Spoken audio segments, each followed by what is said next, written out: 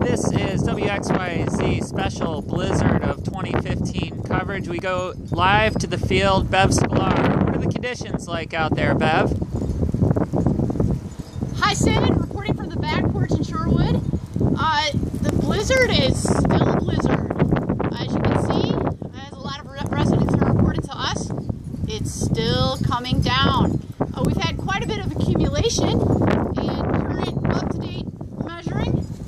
We've got, let's see, we have about 9.5 inches here in Shorewood. As you can see from the area, accumulation is a problem, especially if you don't cover your grill after Friday night steak night. Do you have any recommendations about the grill problem, Bev? I would brush it off immediately so it doesn't weigh down this most important, valuable item, the back porches.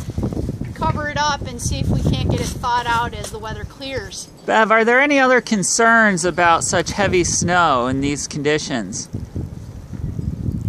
Yes, Sid, out here, the small limbs on some of these smaller trees really need to be brushed off and shaken occasionally.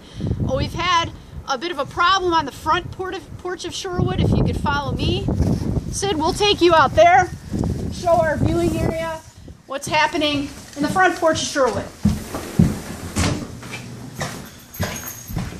So as we come on through, do get out there and take the time to look at your small shrubs. The front porch of Shorewood has lost a beautiful part of a tree.